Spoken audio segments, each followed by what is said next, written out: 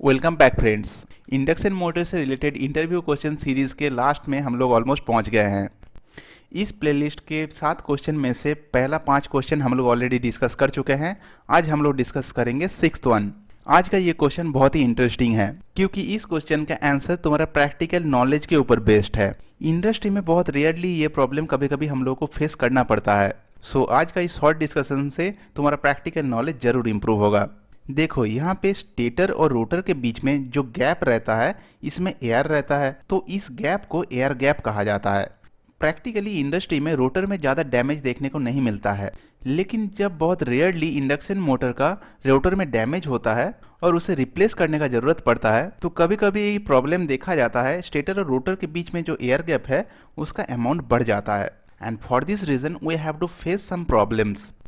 Induction motor में ये air gap थोड़ा सा बढ़ जाने के कारण इंडक्शन मोटर का स्टेटर वाइंडिंग टेम्परेचर बढ़ जाता है। अब तुम्हें लग रहा होगा यहाँ पे तो हम डिस्कस कर रहे हैं पावर फैक्टर में क्या चेंज आएगा, तो प्रॉब्लम आ रहा है स्टेटर में, स्टेटर वाइंडिंग ओवरहीटेड हो जा रहा है। तो चलो स्टेप बाय स्टेप देखो ये सब में क्या लिंक है। This is one of the very popular interview question on induction motor. पहले तो ये बात को समझो, एयर गैप बढ़ने से रोटेटिंग मैग्नेटिक फील्ड में क्या चेंज आ रहा है।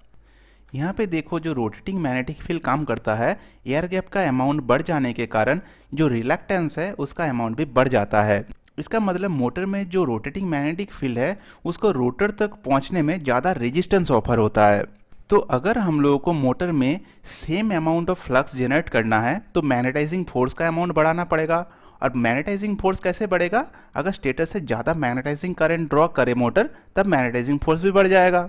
अब देखो ये मैग्नेटाइजिंग करंट स्टेटर करंट का रिएक्टिव कंपोनेंट है, जिसके कारण मोटर सप्लाई टर्मिनल से ज़्यादा रिएक्टिव पावर एब्जॉर्ब करना शुरू कर देगा, जिससे मोटर का पावर फैक्टर गिर जाएगा। इसका मतलब अगर इस केस में पावर फैक्टर हम लोग 0.85 कंसीडर करते हैं तो इस केस में पावर फैक्टर उससे कम हो जाएगा। पावर फैक्टर 0.8 0.75 के आसपास हो जाता है।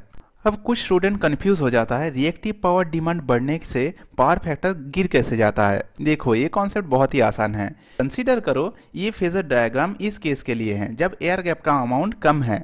अब जब एयर गैप बढ़ जाता है तब मोटर ज़्यादा रिएक्टिव पावर एब्जॉर्ब करता है, जिसके कारण देखो ये फेज एंगल बढ़ गया इस केस में। तो जब फेज एंगल फाई का वैल्यू बढ़ जाता है तो कॉस फाई का वैल्यू घट जाएगा ना। फॉर दिस रीज़न मोटर का पावर फैक्टर में ये चेंज देखा जाता है। तो जब एयर गैप बढ़ जाएगा पावर फैक्टर गिर जाएगा।